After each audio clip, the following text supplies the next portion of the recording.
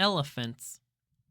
Elephants are the largest land mammals on Earth, but their size has not protected them from poachers who kill them for their ivory tusks. African elephants are larger than Asian elephants with differently shaped ears. Both male and female African elephants have tusks, while only male Asian elephants do. Their larger size and corresponding larger tusks have made African elephants particularly attractive to poachers. They are probably what you see in your mind when you think about elephants. Elephants generally live in family groups led by a matriarch, such as a grandmother or mother, with older male elephants living by themselves. All elephants roam over large distances, unlike rhinos, in part to be able to find hundreds of pounds of leaves and plants the adults need to eat daily to survive. This roaming often takes elephants outside the national parks and reserves where they are more likely to be watched and protected from poachers. Matriarchs and older male elephants, called bulls, tend to be most prized and most frequently killed by poachers because they have the largest tusks. When elephant mothers and grandmothers are killed, families lose more than their loved ones. They also lose all of the knowledge that matriarch gathered over decades about where to find food, shelter, and water in every season throughout the year. That means their surviving children and grandchildren are more likely to starve or go thirsty, particularly during droughts, which are becoming more common because of climate change. There is even evidence that elephants grieve and mourn for lost loved ones, just like humans do. Such depth of emotion has not remotely deterred poachers.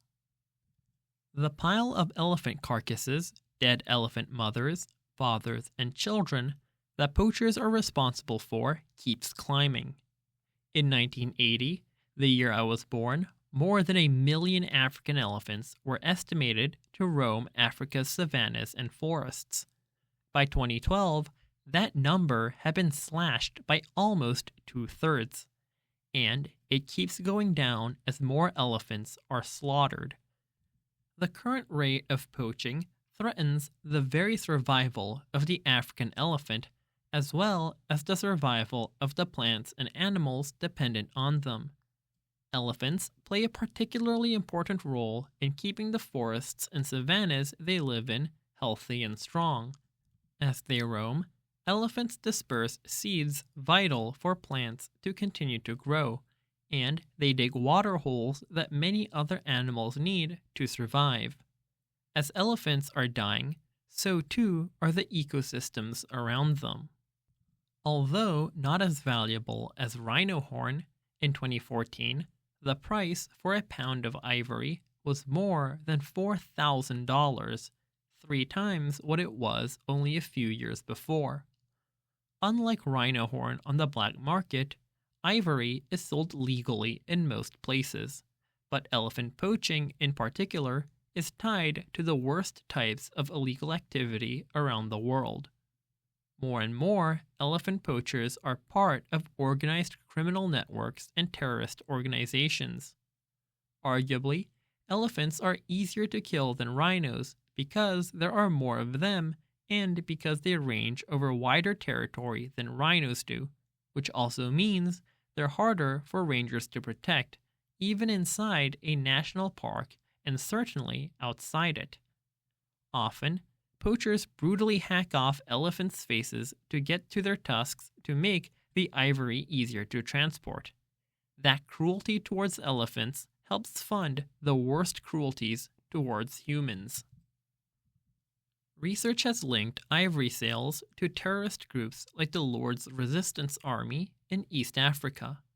That's why ivory is sometimes referred to as the white gold of jihad, since its sale helps fund groups that threaten people across Africa and are linked to terrorists around the world.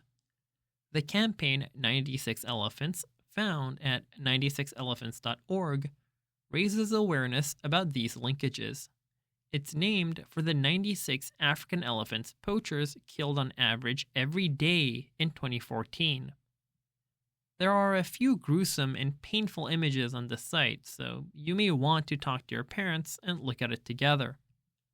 Understanding the link between poaching and terror helps explain why elected officials from both political parties in the U.S. have been working together to strengthen U.S. support for anti-poaching efforts. Stopping elephant poaching is vital to making sure elephants are around for generations to come.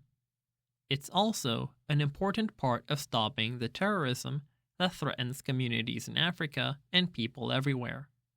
For all those reasons, in 2013, my mother and I started working with conservation groups, countries with elephant populations, countries where there's a significant demand for ivory, law enforcement officials, and others to better coordinate international efforts to stop the poaching of elephants, trafficking of ivory, and demand for ivory across the world.